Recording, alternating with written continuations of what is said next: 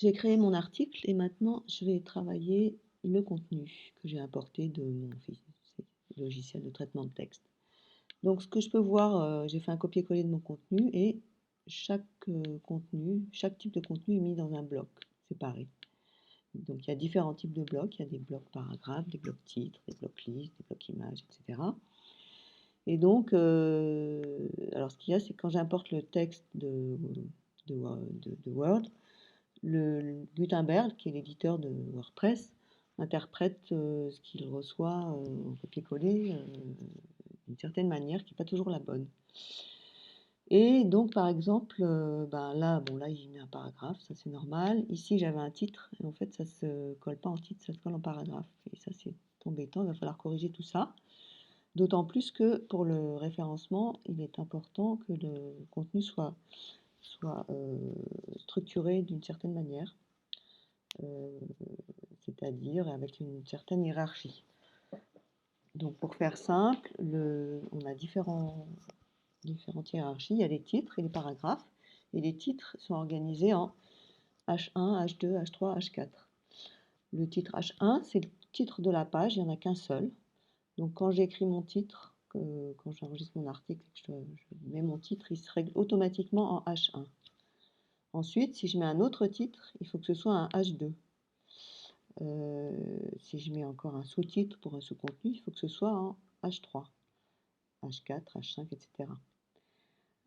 Donc là, j'ai une petite première introduction qui est un paragraphe, donc ça on laisse, c'est bon. Alors pour voir dans quel type de bloc on est, on regarde en haut à gauche, on a une petite icône et quand je passe la souris dessus, je peux changer le style du bloc en fait. Donc ça, c'est un bloc de paragraphe. Donc là, pour l'introduction, on le laisse tel quel. Ensuite, j'ai un premier titre de niveau 2. Là, il s'est mis en paragraphe parce que l'éditeur Gutenberg ne sait pas que dans Word, c'était un titre 2. Donc, et il s'est mis, alors je regarde, je le sélectionne pour voir, et je vois qu'il s'est mis aussi en gras. Donc ça, je l'enlève, sinon ça ne va pas s'afficher correctement. Et par contre, je vais changer le type de bloc, je vais le mettre en titre. Voilà. Et là, ça se met automatiquement en titre H2. Là, c'est bon. Ensuite j'ai un titre 3. Alors là, pareil, il s'est mis en... Si je le sélectionne, je me rends compte qu'il s'est mis en gras. Alors quand il y a des mises en forme parasites comme ça qui se mettent toutes seules, il vaut mieux les enlever parce que le design a été réglé sur des choses basiques, simples. Si vous mettez en gras, ça risque de perturber le design. Donc j'enlève ça et je règle sur titre 3. Donc je mets un bloc titre. Là c'est en H2 par défaut. Donc je vais mettre en titre 3, H3. Voilà. Ensuite, j'ai encore une sous-section avec un titre 4 qui lui aussi s'est mis en gras. Donc je sélectionne en entier, j'enlève le gras, je change le bloc, je le mets en titre et je le mets en titre 4. Voilà. Ensuite, j'ai enfin un texte qui est en paragraphe, normal. Ensuite, un texte. Ensuite, une liste à puces. Alors là, elle était dans le logiciel de traitement de texte, dans une liste à puces, et elle est restée. Gutenberg l'a bien interprétée. Ensuite, de nouveau, un titre 4.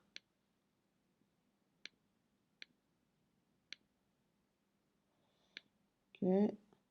Bon, voilà. Alors là, en fait, je trouve que finalement, j'ai décidé d'enlever la fin du contenu. Il y en a un peu trop. Donc, pour ça, je peux retirer des blocs. Je me mets dans le contenu du bloc. J'ouvre le petit menu à droite et en bas du menu déroulant, j'ai un bouton retirer le bloc. C'est assez pratique, même nécessaire souvent. Donc je le fais là pour les derniers blocs dont je n'ai pas besoin. Hop. Voilà, retirer le bloc. Voilà, et si je veux changer la place du bloc, j'ai des petites flèches. Je peux monter ici, ou alors je peux aussi descendre. Et à chaque fois, je descends ou je monte d'un bloc. Voilà, mettons que je laisse ça comme ça. Alors, donc je vous avais montré tout à l'heure qu'on peut changer le style d'un bloc. Donc là, je peux changer de titre à paragraphe, de paragraphe à titre. Je peux décider aussi, par exemple, que ce bloc de paragraphe, ça va être une citation. Donc je choisis citation et hop, il me le met dans un autre style. Alors le design, je ne m'en occupe pas, il sera différent dans l'affichage du site, différent de ce que je vois dans mon back-office. Donc là, j'enregistre mon brouillon, j'enregistre régulièrement. Et de temps en temps, si j'ai envie de prévisualiser, je peux le faire.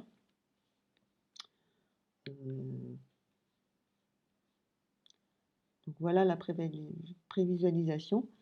En fait, tout a été réglé pour que les différents styles de blocs s'affichent d'une certaine manière. Titre 2, titre 3, titre 4, le paragraphe, ça c'est la citation. La liste à puces avec des petits tirets au lieu de mettre des points devant. Voilà, donc vous n'avez rien à faire sur le design, ça se règle automatiquement. C'est pré-réglé par les réglages du thème. Alors, donc on a vu comment bouger un bloc, comment le supprimer. Alors, mettrons maintenant que vous vouliez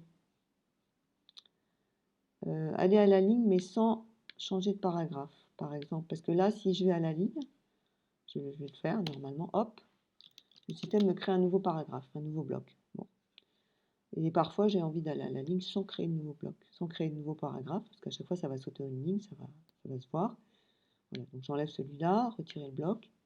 Et du coup, je vais recommencer mon saut de ligne, mais si je clique en même temps sur la touche majuscule, voilà, là je vais à la ligne sans créer de nouveau bloc, et donc c'est pas un nouveau paragraphe, c'est simplement un retour à la ligne.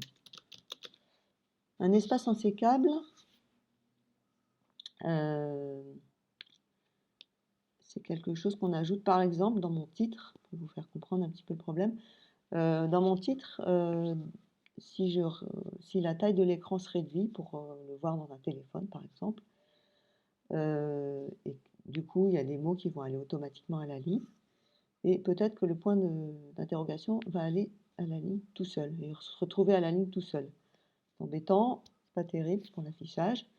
Donc dans ces cas-là, je vais ajouter un espace insécable pour que si ça doit aller à la ligne à cet endroit-là, ça aille à la ligne avec le mot précédent. Donc on n'aura plus le point d'interrogation à la ligne tout seul, on aura le passage à la ligne après mon et avant article. Alors pour faire ça, il faut rajouter, on ne le met pas partout, mais on le met dans les titres. Il faut rajouter sans espace, voilà, cette suite de caractères. J'enregistre.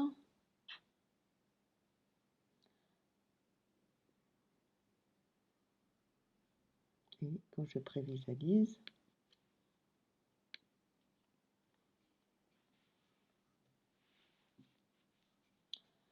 je me rends compte qu'en fait, je ne le vois pas. Ces caractères que j'ai rajoutés, je ne les vois pas parce que c'est du code en fait. Et ça se verra. Voilà. Là, quand je réduis la taille de l'écran, par contre, eh bien, mon point d'interrogation ne va pas à la ligne tout seul, il va avec le mot qui le précède, ce qui était le but de l'opération. Voilà. Donc, voilà, on a vu un peu les options basiques de l'éditeur Gutenberg. Ah, il manque une petite chose importante encore. Si je veux rajouter un bloc, comment est-ce que je fais? Eh bien, en fait, on a entre tous les blocs, on a au survol de la souris, on a une petite icône avec un plus et ajouter un bloc qui se met quand on survole à cet endroit-là.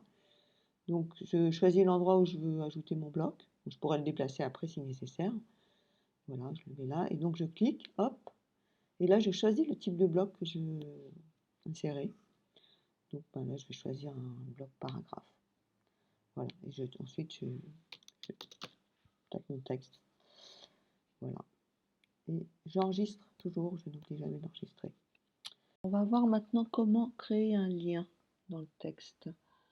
Je vais donc sélectionner le texte sur lequel je vais mettre le lien. Il s'agit du titre d'un article, optimiser vos images pour le web. Ici, donc je vais aller chercher l'URL de l'article en question. Alors, donc je fais un copier-coller de l'URL, copier. Ensuite, je sélectionne mon expression ici, mon texte, et ici je clique sur cette petite icône lien. Voilà, dans la petite fenêtre qui s'ouvre, je colle mon lien et je clique sur la petite flèche appliquer. Et je fais encore un petit réglage à ouvrir dans un nouvel onglet. Voilà, c'est bon, j'enregistre et je vais regarder ce que ça donne en front. Voilà, ici les liens sont réglés pour être en gras et quand on passe dessus, ça se met en bleu. Donc j'ai bien mon lien qui ouvre dans une nouvelle fenêtre l'article en question.